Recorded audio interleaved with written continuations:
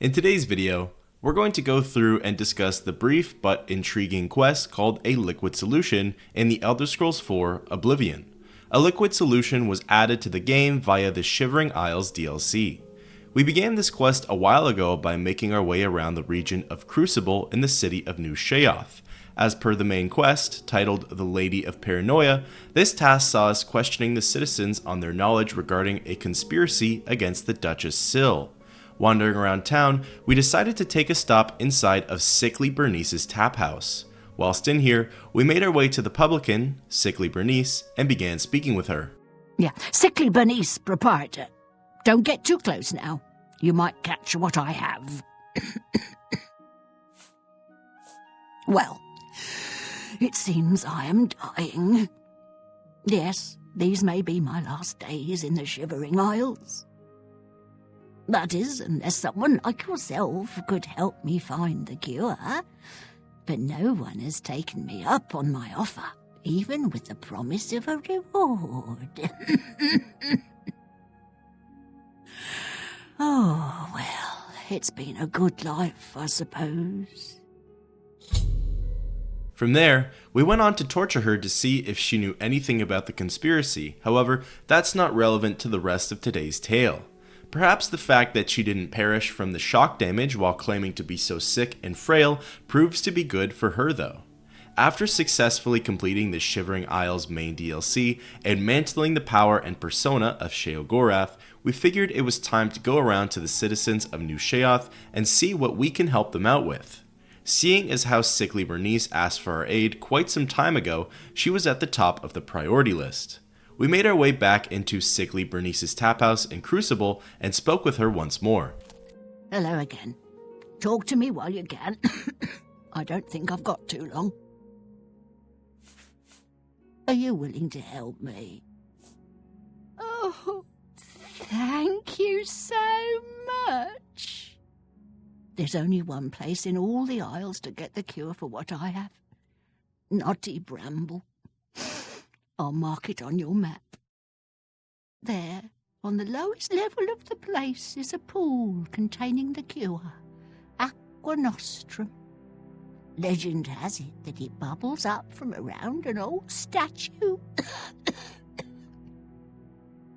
Bring me back the remedy, and I will reward you well. Here, take this special flask to collect the Aquanostrum. I see the flask is still empty. Oh, nothing to do now but await my cold, lonely death.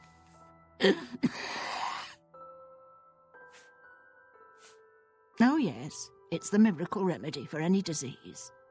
I was told about this wonderful solution by a recent patron of my establishment.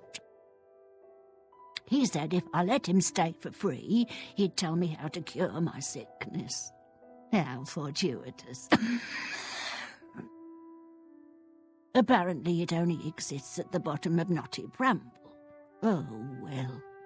So close, yet so far. The story sounds very fishy to say the least.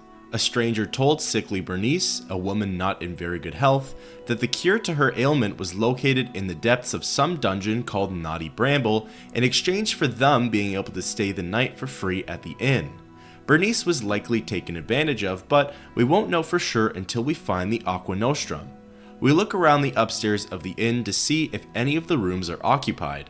Maybe then perhaps we might find the stranger who knows about the miracle waters for curing all diseases. However, it was to no avail as the inn was completely empty. So now it's time to head to Knotty Bramble. Our closest discovered location to it is Blackroot Lair, located close to the Gates of Madness. We fast travel over there and walk the short distance to the hidden oasis. Outside of Knotty Bramble, we encounter two grummites guarding the entrance. One is a beater and the other is a torturer. A gnarl sapling decides to join in the fight as well, however with a few swings of Duskfang, we chop down all three foes. Knotty Bramble contains a total of 3 zones. For this quest, we only need to venture through the first 2. The first zone is titled Knotty Bramble. It consists of a series of passageways and 2 very small rooms. There are a total of 10 grummites in this zone, and most of the ones that we fought were either beaters or torturers. The nice part about the grummites is that they don't hit very hard, and their health isn't plentiful either. They are particularly good at blocking, however, so we often found ourselves getting staggered by them. We do have to take care not to fight them in the water, as they do have a 1 to 3 point health regen whilst in it. Grummites do, however, have a 25% weakness to fire though, so attacking with Dawnfang instead of Duskfang was a smarter move. The second zone is titled Knotty Bramble Hatchery. Entering inside from the bottom right of the local map, we come close to a Grummite Magus, but end up missing it entirely and making our way round to the pool area. In the upper levels, there's a Grummite Torturer with a bow whom we kill before they have a chance to shoot us down in the pool. After defeating it, we turn around and come face to face with a boss level Grummite. This one's called a Painbringer. It's certainly a harder fight than all of the previous Grummites, but still not incredibly challenging, as it just wasn't able to deplete our health very much. It was incredible at blocking, however, and we found ourselves getting staggered quite a lot. After a patient battle of blocking and swinging a couple of times on repeat, we managed to bring down the Painbringer. Making our way down into the pool area, we received a quest update that the Grummite statue seems to be similar to the one Sickly Bernice described. It also says we have to get as close as possible to gather a sample of the Aquanostrum. Finally, within its proximity, we receive another quest update saying that we have successfully recovered a sample of the Mircale elixir, and now it's time to return to New Sheoth and present it to Sickly Bernice. Just as we were on our way out, 2 Grummite Torturers block our exit off of the ramp onto the upper level. We take them back down into the water, as even though they will regenerate some health, it's a larger battlefield to fight them both on. Eventually, we cut down both Grummites and we exit the way we came into Knotty Bramble. Fast traveling back to New Sheoth, we enter inside of Sickly Bernice's tap house and speak with her once more. I hope you have something for me. Let me see. Yes, this is it. Please accept this as a gesture of thanks. It's the least I can do for you. After all, you saved my life.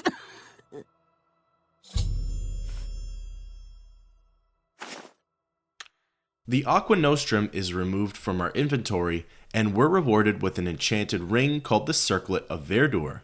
The Circlet of Verdure is a leveled piece of jewelry that for us has the abilities to resist disease and poison for 40%, fortify health for 25%, and fortify endurance for 8 points, thus ending the quest a liquid solution. So the quest is finished, but we still have a lot of questions regarding Bernice and Aquanostrum.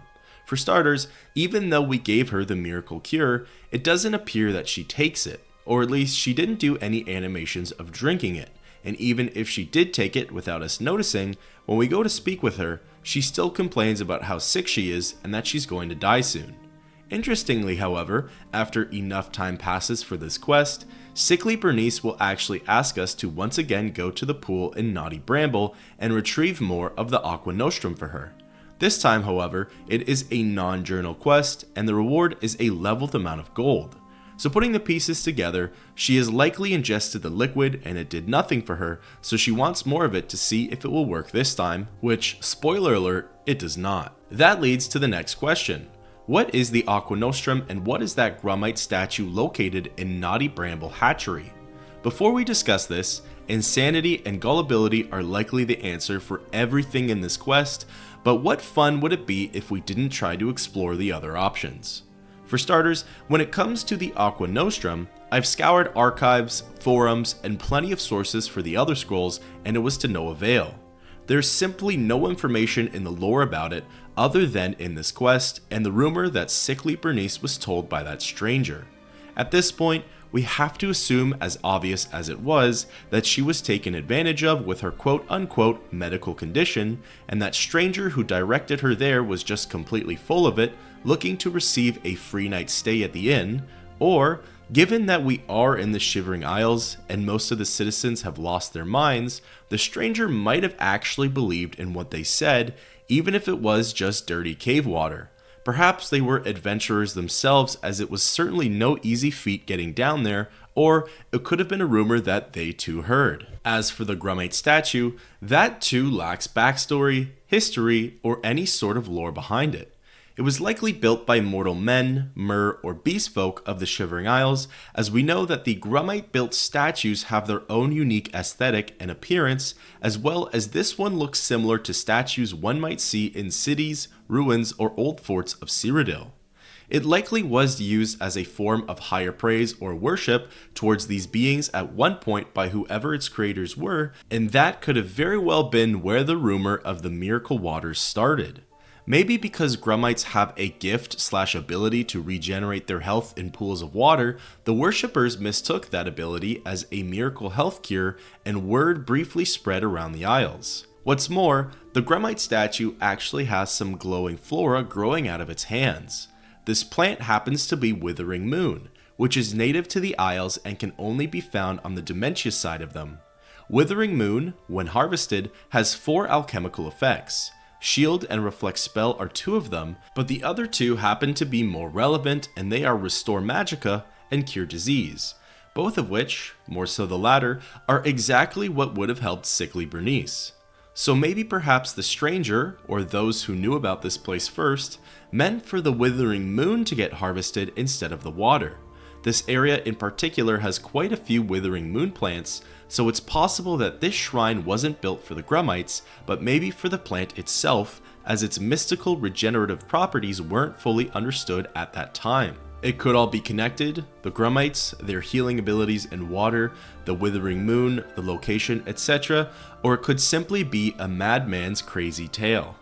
Unfortunately, like mentioned during the quest, there's no sign or mention of who or where this stranger with the rumor could be, so that's unfortunately also a dead end. I really do think my theory is plausible with the Withering Moon meant to be harvested instead of the water in Knotty Bramble, and that maybe the stranger sickly Bernice encountered was onto something. But more than likely this quest was written to showcase the insanity, gullibility, and irony that is the Shivering Isles. Until next time, keep on adventuring.